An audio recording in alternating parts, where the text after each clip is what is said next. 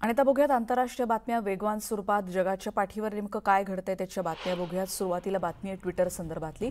Elon Musk यांनी गुरुवारी Twitter करार पूर्ण केला आणि कंपनीची मालकी मिळताच मस्क यांनी ट्विटरचे सीईओ पराग अग्रवाल यांच्यासह व्यवस्थापनातल्या काही वरिष्ठ अधिकाऱ्यांना बाहेरचा रस्ता दाखवला. या ट्विटरचे सीईओ पराग अग्रवाल यांच्यासह कायदा विभागाचे प्रमुख विजय आघाटे, त्याचबरोबर मुख्य वित्तीय अधिकारी नेड सेगल यांचाही समावेश आहे. ट्विटरची मालकी मिळताच मस्क यांनी कंपनीत अनेक मोठे बदल सुरू केले. मस्क यांनी गुरुवारी ट्विटरचे नवे ते मालक झालेत आणि त्यांनी दिशाभूल केल्याचा आरोप असलेल्या उच्च अधिकाऱ्यांना कंपनीतून काढून टाकलंय.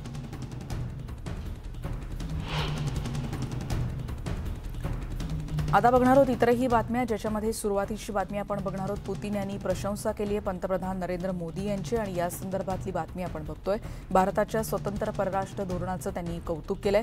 पंतप्रधान नरेंद्र मोदी एक महान देशभक्त असल्याचं पुतीन म्हणालेत. यावेळी त्यांनी भारत आणि रशियामध्ये चांगलं नातं आहे आणि कोणत्याही मुद्द्यावरून मतभेद नाहीत असंही स्पष्ट केलंय. मॉस्कोतल्या वलाडाई क्लबमधल्या कॉन्फरन्समध्ये ते बोलत होते.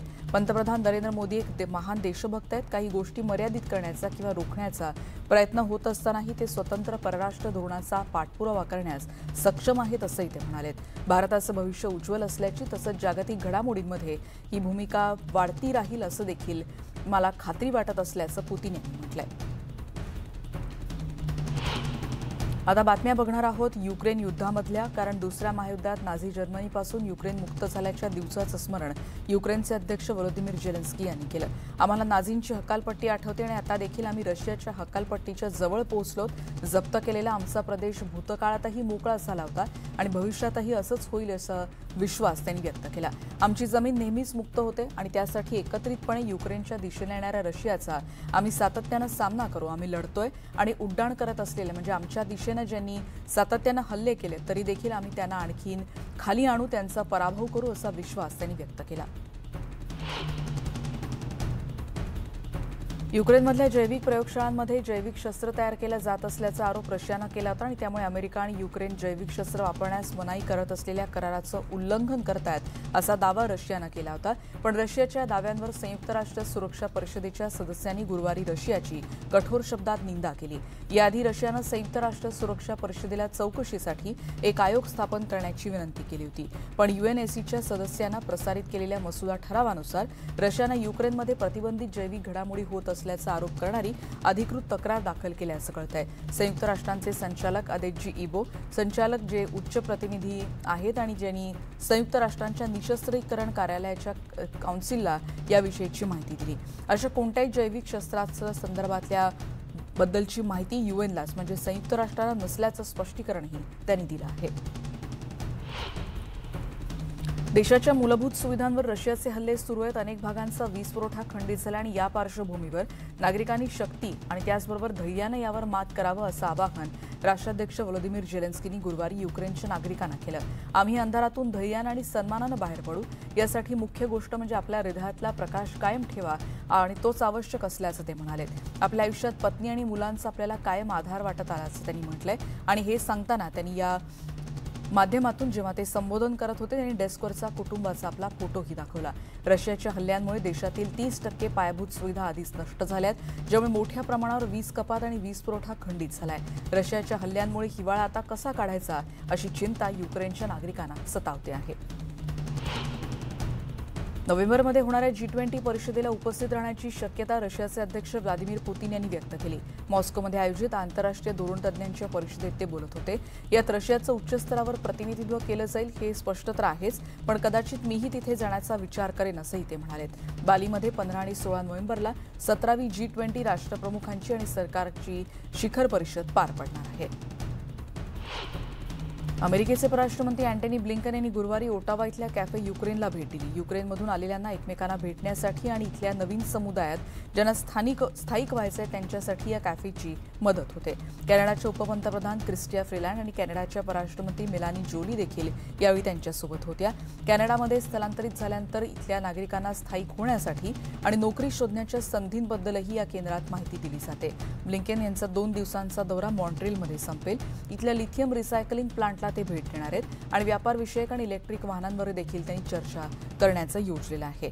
वॉशिंग्टन आणि ओटावामधल्या पुढच्या महिन्यात G20 आणि आशिया पॅसिफिक इकॉनॉमिक कॉर्पोरेशन फोरमच्या प्रमुख शिखर परिषदेपूर्वी संबंध आमचे अधिक दृढ करू इच्छित असल्याचं यावेळी जॉली यांनी म्हटलंय.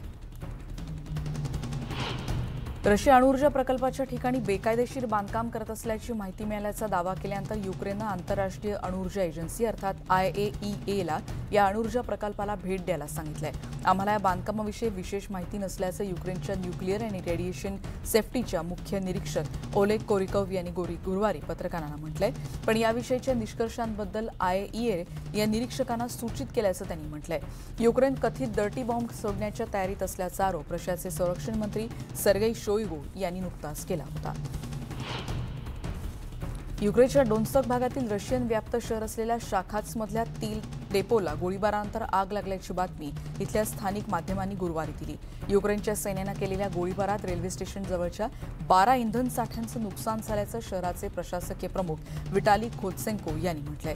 युक्रेनच्या सैन्यानं शाखात्स रेल्वे स्टेशनवर गोळीबार केल्यामुळे ही आग लागली असा दावा शहराचे महापौर अलेक्झांडर शातोव यांनी केला. जलाशय आणि स्टेशन इमारत त्याचबरोबर खराब झालेले रेल्वे ट्रॅक हे देखील या वृत्तवाहिनीनं यावेळी दाखवले.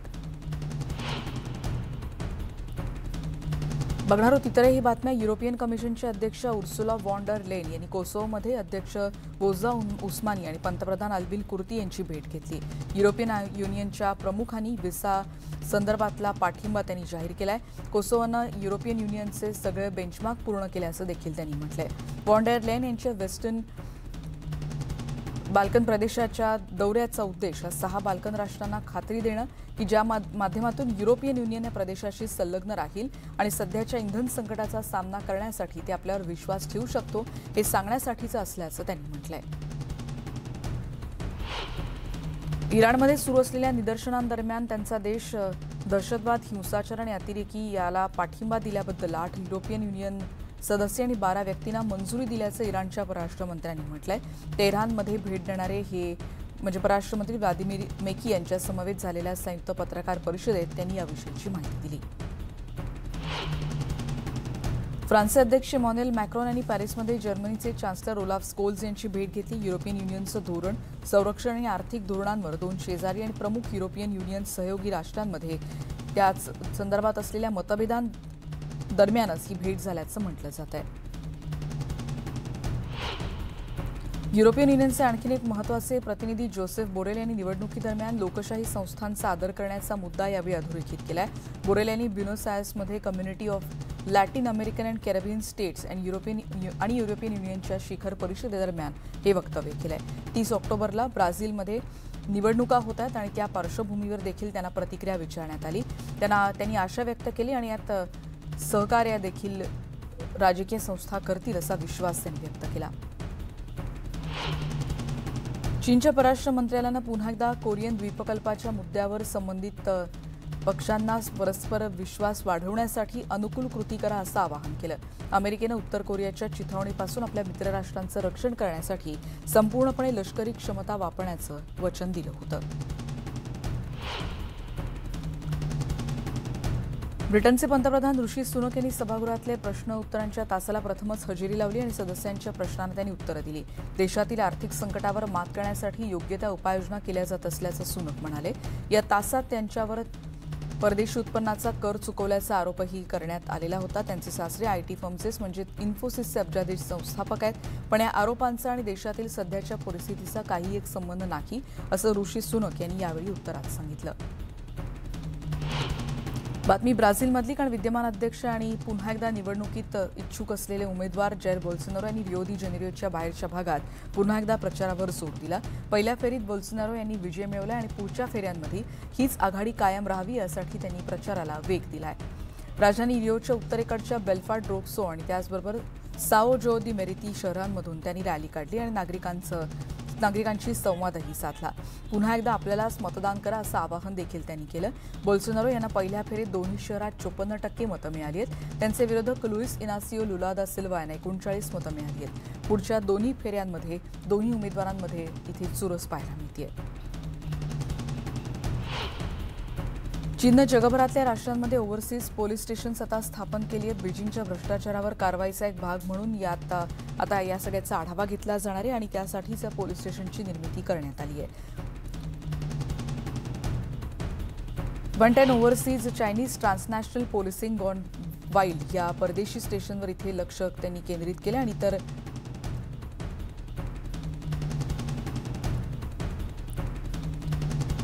स्पेनचे पंतप्रधान पेड्रो सँचेज यांनी जागतिक नेत्यांना आफ्रिकेतल्या अन्न सुरक्षेला धोका निर्माण करू शकतात अशा हवामान बदलांच्या संकटावर आणि रशिया आणि युक्रेनमधल्या युद्धासंदर्भातल्या त्याचे काय परिणाम होतात याबद्दल उपाय करण्याबाबतचं आवाहन केलंय. सँचेज यांनी स्पेन आफ्रिकन खंडांचे आपले संबंध अधिक दृढ करण्याचा निर्धार व्यक्त केला. हे संबंध अधिक दृढ करण्यामागे दोन्ही देशांमधली आव्हानं सारखी असल्याचं त्यांचं म्हणणं आहे. त्यामुळे या आव्हानांना एकत्रितपणे तोंड देण्याची गरज त्यांनी व्यक्त केली. मार्च ऑन रोमच्या 100व्या वर्धापन दिनाच्या पूर्वसंध्येला ज्यावेळी या फॅसिस्ट राजवटीला सुरुवात झाली या कार्यक्रमाचं स्मरण करण्यात आलं आणि त्या संदर्भातली पोस्टर्स देखील इथे लावण्यात आली होती. इटालियन फॅसिस्ट हुकुमशाह बेनिटो मुसोलिनी याची प्रतिमा असलेले रोममध्ये अशा अनेक ठिकाणी ही दृश्य दिसत होती. नॅशनल असोसिएशन ऑफ इटालियन पार्टिझन्स किंवा ANPI ज्याला म्हटलं जातं या विरोधात युद्धकाळातील प्रतिकाराची स्मृती इथे जपली जाते. इस्रायलच्या मंत्रिमंडळानं गुरुवारी लेबननची विवादित सागरी सीमांकनासंदर्भातल्या कराराला मंजुरी दिली आणि या दोन्ही देशांमधल्या संबंधांमध्ये एक मोठी प्रगती असल्याचं हा करार म्हणजे म्हटलं जात आहे. मंत्रिमंडळाच्या एका विशेष बैठकीत इस्रायलचे पंतप्रधान यायर लॅपिड यांनी या कराराला एक मोठं यश असल्याचं म्हटलंय. ऊर्जा प्रकरणांमध्ये अमेरिकेचे दूत आणि वरिष्ठ अधिकारी अमोस हॉस्टिन यांनी मध्यस्थी केल्यानंतर हा करार पूर्ण झाला आहे. बेकायदेशीर मासेमारी, अंमली पदार्थांची तस्करी आणि चाचेगिरीची लढा देण्याच्या मोहिमेवर सध्या गिरीच्या आखातावर तैनात असलेल्या फ्रान्सच्या सर्वात मोठ्या युद्धनौकांपैकी आयव्हरी कोस्टची व्यावसायिक राजधानी असलेल्या अबिज खान इथे ही युद्धनौका दाखल झाली आहे. ले टोनर ही फ्रान्सच्या 3 मिस्ट्रल क्लास 22,000 टन आणि जवळपास 200 मीटर लांब हेलिकॉप्टर आणि वाहकांपैकी एक मानली जाते. फ्रान्सची विमानवाहू नौका चार्ल्स डी गॉल सर्वात मोठी युद्धनौका आहे. यात 300 सैन्य तुकड्या, त्याचबरोबर 60 वाहनं आणि 2 हेलिकॉप्टर वाहून नेण्याची प्रचंड क्षमता आहे. फ्रान्सच्या सैन्यानं जारी केलेल्या निवेदनानुसार ले टोनर ही 11 नोव्हेंबरपर्यंत आयव्हरी कोस्टमध्ये म्हणजे तिथे राहील अशी अपेक्षा व्यक्त करण्यात आली आहे. 11 मे रोजी वेस्ट बँकमध्ये मारल्या गेलेल्या अल जझीराची टीव्ही पत्रकार शिरीन अबू अक्लेच्या कुटुंबानं बुधवारी सकाळी व्हॅटिकनमध्ये आयोजित साप्ताहिक प्रार्थना सभेच्या दरम्यान पोप फ्रान्सिस यांची भेट घेतली. शिरीन यांची भाची लीना अबू अक्ले हिनं तिचे पालक अँटॉन आणि लिसा अबू अक्ले यांच्या समवेत या कार्यक्रमाला उपस्थिती दर्शवली. त्यांनी यावेळी जेव्हा संवाद साधला त्यांनी म्हटले, आम्हाला पोप यांच्याशी हस्तांदोलन करण्याची आणि आमचा संदेश त्यांच्यापर्यंत पाठवण्याची संधी मिळाल्याची प्रतिक्रिया त्यांनी यावेळी दिली. शिरीन यांच्या कुटुंबानं नुकतेच अमेरिकेचे परराष्ट्रमंत्री अँटनी ब्लिंकन यांची भेट घेतली. शिरीन यांना न्याय मिळवून देण्यासाठी आंतरराष्ट्रीय फौजदारी न्यायालयात तक्रार दाखल करण्यात आली आहे. अॅम्नेस्टी इंटरनॅशनलनं बुधवारी एक प्रतिक्रिया दिली आहे कारण इथिओपियात सुरू असलेला टिग्रेमधला संघर्ष गंभीर मानवी हक्कांचं उल्लंघन असल्याचं दिसतंय आणि हा संघर्ष मानवतेविरोधातला गुन्हा असल्याचं अॅम्नेस्टी इंटरनॅशनलचं म्हणणं आहे. मानवाधिकारांचं उल्लंघन केलेल्या काही घटनांमध्ये बलात्कार आणि लैंगिक हिंसाचाराच्या घटनांचा देखील समावेश आहे. दक्षिण आफ्रिकेमधल्या या सरकारच्या म्हणण्यानुसार प्रिटोरियामध्ये मंगळवारी ट्रिगे संघर्ष संपवण्यासाठी शांतता चर्चा सुरू झाली आणि युनायटेड नेशन्सच्या मानवाधिकार अन्वेषकांनी याविषयीची माहिती दिली. इथिओपियन सरकारनं नागरिकांची उपासमार करत त्याला युद्धाचं शस्त्र म्हणून वापरल्याचं त्यांनी म्हटलं आहे. अमेरिकेतली बातमी आहे. कोस्टगार्डनं बुधवारी लुइझियानाच्या मॉर्गन सिटीपासून 46 मैल दूरवर असलेल्या हेलिकॉप्टर अपघातातून 2 क्रू सदस्यांना वाचवलंय. संध्याकाळी 6:35 या संदर्भातला त्यांना फोन आला होता. यावेळी कंपनीचे हेलिकॉप्टर मेक्सिकोच्या आखातीमध्ये क्रॅश झाल्याची माहिती देण्यात आली आणि त्यानंतर इथे बचाव कार्याला वेग आला. इथे क्रू बोट घटनास्थळी पोहोचली आणि लाईफ राफ्टमध्ये 2 क्रू मेंबर्सची इथे नोंद करण्यात आली. या बुडलेल्या हेलिकॉप्टरमधून तिसऱ्या एका व्यक्तीचा मृतदेह सापडल्याची माहिती कळते. या अपघाताच्या कारणांचा तपास सध्या केला जातोय. यात 2 क्रू सदस्य बचावलेत पण एकाचा मृत्यू झालाय. अमेरिकन म्युझियम ऑफ नॅचरल हिस्ट्रीमधल्या अधिकाऱ्यांनी गुरुवारी संग्रहालयाची एक नवीन शाखा रिचर्ड ग्लियर सेंटर फॉर सायन्स एज्युकेशन इनोव्हेशनचा मीडियाला याविषयीची माहिती देण्यात आली. $431 दशलक्ष चा विनियोग करून हे संग्रहालय तयार करण्यात आलंय। 17 फेब्रुवारी 2023ला हे जनतेसाठी खुलं केलं जाईल। कीटक वेगवेगळ्या पद्धतीचे, त्याचबरोबर संशोधन ग्रंथालय आणि एक प्रशिक्षण केंद्र देखील इथे असणार आहे आणि संग्रहालयाच्या अधिकाऱ्यांनी याविषयीची माहिती दिली। 4 दशलक्ष वैज्ञानिक याविषयीची माहिती दिली जाईल असं या प्रदर्शनाचं स्वरूप आहे। मध्यावधी निवडणुका अमेरिकेत जवळ येऊन ठेपल्यात आणि त्यामुळे अमेरिकेचे अध्यक्ष जो बायडेन यांनी गुरुवारी न्यूयॉर्कमध्ये एक महत्त्वाचा आर्थिक संदेश दिला। चलनवाढ आणि व्याजदरावर मात करून आर्थिक सध्याच्या समस्या जाणवत आहेत, ज्यात जुलै ते सप्टेंबर या कालावधीत अर्थव्यवस्थेची वाढ अपेक्षित आहे। 2.6% वार्षिक दरानं झाल्याचं त्यांनी म्हटलंय। पुढच्या आठवड्यात बायडेन हे फ्लोरिडामध्ये मंगळवारी एका रॅलीला देखील संबोधित करणार आहेत। न्यूयॉर्कमधली एक बातमी आहे, इथले अपघातासंदर्भातली बातमी। एका बस चालकानं बंदुकीसह चढलेल्या एका व्यक्तीपासून वाचण्यासाठी या बसच्या खिडकीतून उडी मारली होती आणि बस त्यानंतर ही एका खांबाला जाऊन धडकली होती। या संदर्भातली माहिती पोलिसांनी गुरुवारी दिली। 44 वर्षीय व्यक्ती त्याच्या कमरेला बंदूक घेऊन सकाळी 7:30च्या सुमारास इथल्या एका रस्त्यावरून बसच्या समोर येऊन उभी राहिली होती। ड्रायव्हरनं ब्रेक मारण्याचा प्रयत्न केला, पण तो माणूस बसमध्ये चढून ड्रायव्हरच्या मागे बसला आणि त्याला त्यांनी पुढे जाण्याविषयी सांगितलं। पोलिसांनी या घटनेविषयी सविस्तर माहिती दिली आणि या संदर्भातला अधिक तपास केला जातोय। लॉस एंजेलिस काउंटी शॉपिंग सेंटरमध्ये गुरुवारी दोघांवर चाकूनं वार करण्यात आल्याची माहिती पोलिसांनी दिली। लॉस एंजेलिसच्या उत्तरेकडच्या शहर पामडेल इथल्या शॉपिंग सेंटरमध्ये एका महिलेला घटनास्थळीच मृत घोषित करण्यात आलंय। लॉस एंजेलिसचे काउंटी शेरिफ विभागाने याविषयीची माहिती दिली। एका व्यक्तीला रुग्णालयात दाखल करण्यात आले, त्याच्यावर उपचार सुरू होते, पण त्यांना आता मृत घोषित करण्यात आल्याची माहिती सध्या सांगण्यात आली आहे। पोलीस या संदर्भातला अधिक तपास करत आहेत। पीडितेची ओळख मात्र अजून पटलेली नाही। पुढची बातमी आपण अमेरिकेतली आणखीन एक बातमी बघतोय। मिनेसोटामधली बातमी आहे। कोळशावर चालणारा एक कारखाना इथे बंद होता आणि हा ऊर्जा प्रकल्प गुरुवारी सकाळी जमीनदोस्त करण्यात आलेला आहे। Xcel Energy Minnesota Valley Generating स्टेशनची मालकी असलेली ही महत्त्वाची कंपनी कोसळत असताना काही नागरिक देखील यावेळी उपस्थित होते। शतकानुशतके वापरात असलेली जुनी इमारत जमीनदोस्त करण्यासाठी अनेक स्फोटकांचा वापर देखील यावेळी करण्यात आला होता।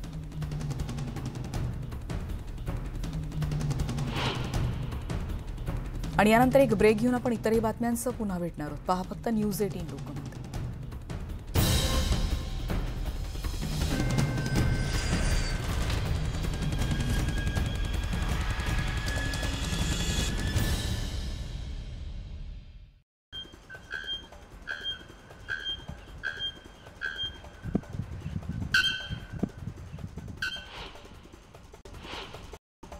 जालन्याच्या जाम समर्थ गावातील देवाच्या मूर्ती चोरी प्रकरणी कर्नाटकमधून 2 संशयितांना ताब्यात घेतलंय। स्थानिक गुन्हे शाखेच्या पथकाने ही कारवाई केली असून या चोरीचा लवकरच उलगडा होण्याची शक्यता आहे। राज्यातील विविध भागात परतीच्या पावसानं भाजीपाल्याचं प्रचंड नुकसान झालंय, त्यामुळे मुंबई, ठाणे तसंच उपनगरातील बाजारात भाज्यांचे दर थेट 20 ते 25% वाढलेले आहेत। भाज्यांची आवक घटल्याने भाज्यांच्या दरांमध्ये वाढ झाली आहे। उत्तरेकडून येणाऱ्या वाऱ्यांमुळे राज्यातील तापमानात घट झाली आहे। सांताक्रूज इथे 34.5 अंश सेल्सिअस कमाल तापमानाची नोंद झाली असून राज्यात आल्हाददायक थंडी अनुभवायला मिळते। वाहतूक पोलिसांनी 1 नोव्हेंबरपासून 4 चाकी वाहनांमधील सर्व प्रवाशांना सीट बेल्टची सक्ती केली आहे। मात्र या निर्णयाला मुंबईतील टॅक्सी युनियननं विरोध केलाय। मुंबईत टॅक्सी अपघाताचं प्रमाण हे 0 असून मागच्या सीटवर मध्यभागी बसलेल्या व्यक्तीला सीट बेल्ट लावणं अशक्य असल्याचं देखील पत्रात नमूद करण्यात आलं। राज्यात पोलीस शिपाई पदाच्या रिक्त जागा लक्षात घेता पोलीस भरतीच्या तारखा जाहीर करण्यात आलेल्या आहेत। महाराष्ट्र पोलीस दलातील 14,956 जागांसाठी ही भरती असणार आहे। पहिल्या टप्प्यातील रिक्त जागांसाठी 3 नोव्हेंबरपासून अर्ज सुरू होणार असून अंतिम तारीख 30 नोव्हेंबर 2022 असणार आहे।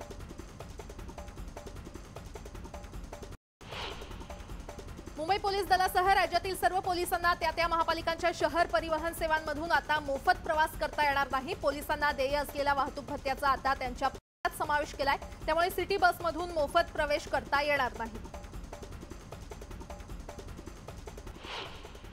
गेल्या 2.5 वर्षात एसटी महामंडळाची विविध कंपन्या आणि संस्थांना तब्बल 2,500 कोटींची देणी बाकी आहेत। एसटी महामंडळाकडून कर्मचाऱ्यांच्या पीएफचे आणि ग्रॅच्युइटीचे हप्ते देण्यात अनेक महिन्यांपासून अनियमितता दिसून येते। ही रक्कम तब्बल 1,000 कोटी आहे, त्यामुळे आता एसटी बाबत मोठा निर्णय घेण्याची गरज आहे।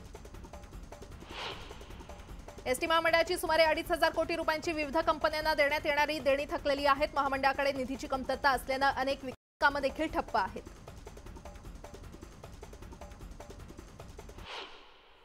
दादर फुल बाजारात आज सकाळी कारवाई करण्यात आली आहे. कारवाईनंतरही फुल विक्रेते पुन्हा विक्रीसाठी, कारण रात्री 12 पासून सकाळी 6 वाजेपर्यंतचा अवधी त्यांना विक्रीसाठी पुरेसा नाहीये असं व्यापाऱ्यांचं म्हणणं आहे. बॉलिवूड निर्माता कमल किशोर मिश्रा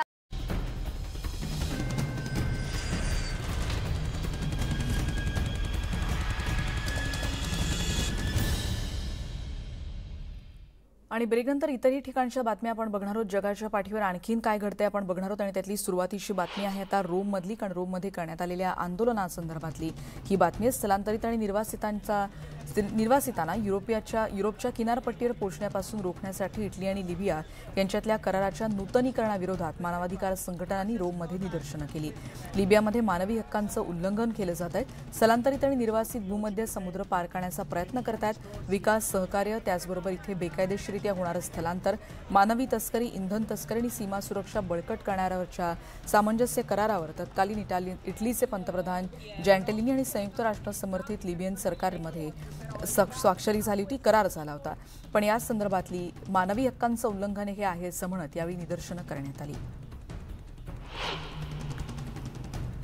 प्रचंड महागाईला तोंड द्यायचे, त्यामुळे पगार वाढवण्याच्या मागणीसाठी फ्रान्समधल्या कामगार संघटना CGTच्या सदस्यांनी गुरुवारी पॅरिसमध्ये निदर्शनं केली. आम्ही एकत्र आलो नाही तर कंपन्यांमध्ये पगारावर कोणतीही वाटाघाटी होणार नाही आणि पगारात वाढही होणार नाही असं मत CGTचे सरचिटणीस फिलिप मार्टिनेज यांनी व्यक्त केलंय. या आठवड्याच्या सुरुवातीला फ्रान्समधल्या टोटल एनर्जीजच्या रिफायनरीजमधल्या कामगारांनी महिनाभरांचा संप जो सुरू होता तो संपवलाय. पण गॅस आणि एकूणच ऊर्जा क्षेत्रात तिसऱ्या तिमाहीत $3.6 अब्ज विक्रमी उत्पादन झाल्याची नोंद झाल्याचं टोटलचे CEO पॅट्रिक पॉयन यांनी गुरुवारी म्हटलंय. गेल्या तिमाहीपेक्षा $1.1 अब्ज यात वाढ झाली आहे. श्रीलंकेत अभूतपूर्व आर्थिक संकटाविरोधात सतत निदर्शनं केली जातात. कामगार संघटना आणि नागरी हक्क कार्यकर्ते, विद्यापीठातले विद्यार्थी आणि इतरांनी रस्त्यावर येत राजधानी कोलंबोत मोर्चा काढला. आंदोलकांना धमकावणाऱ्या सरकारी अधिकाऱ्यांचा आणि आर्थिक अडचणी कमी करण्यात अपयशी ठरलेल्या सरकारचा यावेळी जाहीर निषेध करण्यात आला. सरकार जनतेच्या मागण्या पूर्ण करू शकत नसेल तर संसद बरखास्त करा आणि निवडणुका घ्या अशी मागणी या कामगार युनियनच्या कार्यकर्त्यांनी केली. ब्रिटनच्या सरकारनं या पुढच्या काळात नवीन तेल आणि वायू परवाने थांबवण्याची मागणी करत हवामान कार्यकर्त्यांनी गुरुवारी सेंट्रल लंडनमध्ये मुख्य रस्ते अशा पद्धतीनं रोखून धरले होते. जस्ट स्टॉप ऑइलचे सुमारे 25 आंदोलक सकाळी 9 वाजताच लंडनमधल्या एका जंक्शनवर एकत्र आले आणि मोर्चाला सुरुवात झाली. सरकारशी थेट संवाद साधणं हाच त्यांच्या आंदोलनाचा उद्देश आहे असं या आंदोलकांनी यावेळी सांगितलं. सरकार आणखी 100हून अधिक नवीन इंधन आणि वायू निर्मितीचे परवाने देण्याची योजना आखत असल्याचं त्यांनी म्हटलंय आणि तेच रोखण्याचा आंदोलकांचा हा प्रयत्न होता. आता आणखीन एक बातमी आहे. तेहरानमधल्या ब्रिटन दूतावासाबाहेर आंदोलकांनी पाश्चिमात्य माध्यमांविरोधात घोषणाबाजी केली. बीबीसीची पर्शियन सेवा तसंच इराण इंटरनॅशनल आणि लंडनस्थित पर्शियन भाषेतील आणखी एका न्यूज चॅनलचा यात समावेश आहे. पश्चिमेकडच्या देशात अशांतता भडकवणं आणि इराणमध्ये एका महिन्यापेक्षा जास्त काळ सुरू असलेल्या आंदोलनाला प्रोत्साहन देणं किंवा उत्तेजन देण्यासाठी या वाहिन्या जबाबदार आहेत असा आरोप यावेळी करण्यात आला. इराणच्या अधिकाऱ्यांनी हे आरोप केले. ब्रिटननं इराणच्या इस्लामिक प्रजासत्ताकाविरोधात षडयंत्र आणि शत्रुत्वाची धोरणं आखणं बंद केलं पाहिजे असा स्पष्ट संदेश आपण यातून देत असल्याचं आंदोलकांनी सांगितलं. पॅरिसमधल्या एका रॅम्पवॉकची बातमी आपण बघतोय. सलोंडू चॉकलेट फॅशन शोची नुकतीच सुरुवात झाली, ज्यामध्ये मॉडेल्सनी चॉकलेटचे ड्रेस परिधान केले होते. हा ड्रेस न मोडता मॉडेलला रॅम्पवॉक करायचा आणि नेहमीपेक्षा हा पोशाख जड आहे, तो परिधान करून सरळ उभं राहणं देखील हे आव्हान सध्या या मॉडेलसमोर असणार आहे. 28 ऑक्टोबरपासून 1 नोव्हेंबरपर्यंत हा फॅशन शो असणार आहे. भारतात गेल्या 24 तासात कोरोनाच्या 2208 नवीन रुग्णांची नोंद झाली. 24 तासात 1771 जणांनी कोरोनावर मात केली. देशभरात 19,398 कोरोना रुग्णांवर उपचार सुरू आहेत. कोरोना बळींची देशभरातली संख्या 5,28,999 वर पोहोचली आहे.